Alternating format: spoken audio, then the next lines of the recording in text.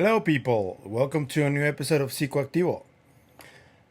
Today, I am going to talk about a little clip that I found of a Joe Rogan Experience episode that came out today. It's with musician Action Bronson, and they talk about the UFO phenomenon. And I find it fascinating what they talk about. So here's the clip.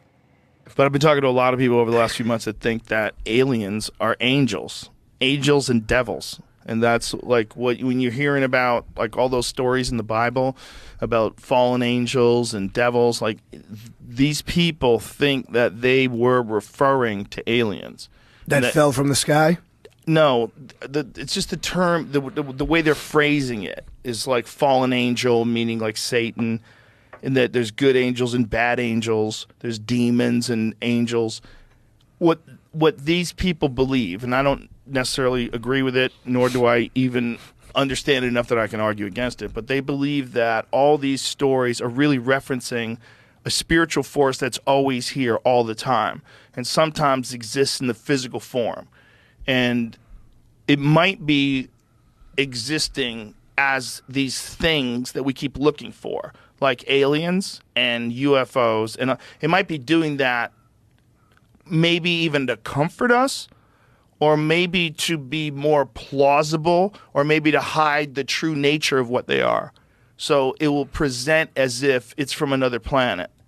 But really what it is some sort of interdimensional spiritual being that may or may not be evil. It might be good, it might be evil, and there might be a bunch of different kinds out there in the world. But that these stories from like the ancient Hindu texts, and Billy Carson talks a lot about that, and a bunch of other people talk about these different stories from these ancient texts that have people either interacting with sky people or someone coming from the sky and interacting with them. And they think that a lot of these things might be talking about the same thing, and that these aliens that people are encountering, there's some sort of an interdimensional being that has essentially always been here. Okay, so this made me think a lot about the day when Joe Rogan finally has Dr. Garry Nolan on the show. It's been a long time coming, Joe. You've already confirmed that you've talked to him off the record, so he has to be on your show, I'm guessing. But I wonder if Joe thinks more like Dr. Garry Nolan in a more scientific fashion, or the people Joe has been talking to have made him contemplate this idea that we're dealing with the spiritual entity or force that has always been here. Obviously, when you saw Joe talking about that, those who have read Passport to Magonia, he essentially is describing the premise of Passport to Magonia, Dr. Jacques Vallée's theory of what the phenomenon may be.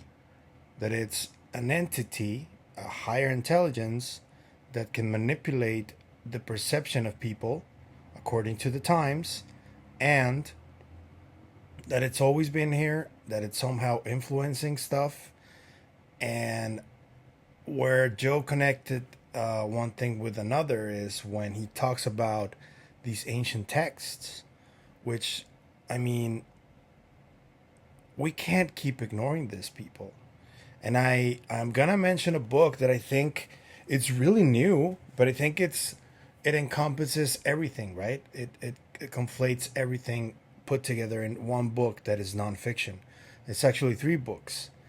It's The Secret Machines nonfiction books by Tom DeLonge and Peter Lavenda. The fact that Tom DeLonge reached out to Peter Lavenda to talk about this means that Tom is open to every possibility in order to explain the phenomenon. Peter Lavenda is a known writer, author of mythology. He famously wrote rewrote or wrote a version of the Necronomicon, which is the bestiary, the most famous bestiary in the world. The original Necronomicon is myth, legend, but he wrote like a more condensed version of it. And I think that the fact that Tom DeLonge decided to reach out to Peter to write this book or this series of books is kind of on the lane of what Joe Rogan is talking about. And I find it really fascinating that we're looking at a shift right now.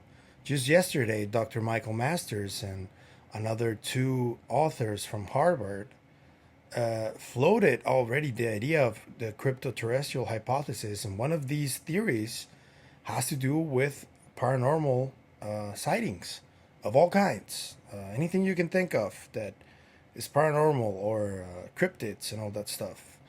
It's a possibility. I know they're just theories. Nothing has been proven yet. But the fact that we're now veering towards talking about this more openly, especially about the supernatural or paranormal aspect of it, I think it's fascinating because we are at a crossroads right now.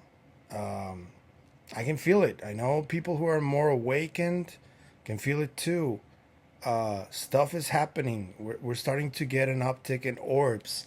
We're starting to get more and more news about this phenomenon. I'm starting to get hits on Twitter and everywhere about ancient civilizations. The whole mummy stuff is developing as we speak. So many stories that are, I think, moving towards the same goal, the same place. And it's fascinating to be there to witness it. Because as you guys know, I'm from Mexico. I grew up reading about the traditions of Mexico, especially during high school.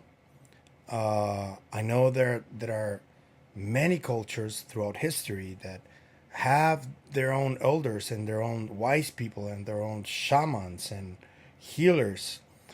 And I find it really strange that during this last 80 years, we've been like telling people that all of these ancestors of ours are dumb or they don't know what they're talking about. And I don't agree with that.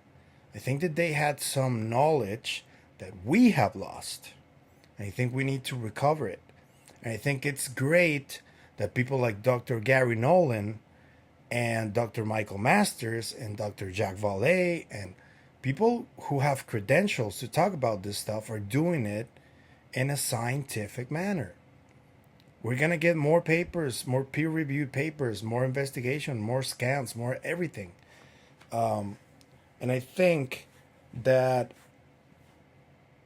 this is going to be finally one of the ways in which we can explain, or at least begin to explain, many of these phenomena. So I want you guys to let me know.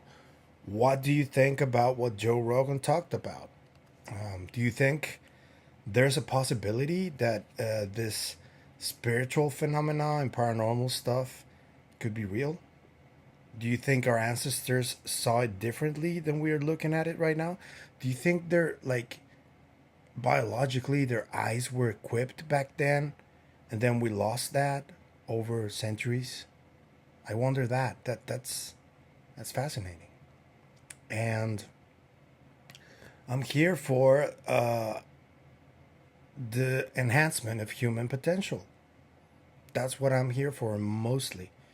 And we can do that by studying our culture, our history, truly the true history, and studying our traditions. We can't completely disconnect from the world. We can't just give in completely to technology. There needs to be a balance. We need to learn how to use everything around us at our disposal, but in a balanced way, because if we get a little too much of anything, you all know, anything in excess is bad for you. So we need to be more balanced in our approach. Don't leave anything out. Obviously, don't believe anything you see, try to vet everything, try to study everything, try to look at all the evidence, don't deny evidence.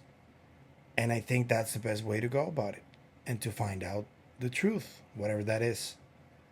I'm just gonna drop you one final video of Dr. Nolan talking about this dogmatism that Ross Coulthard seems to think about often. For instance, I was somewhere where a person, a scientist of very, very high status, I said to her, I need you.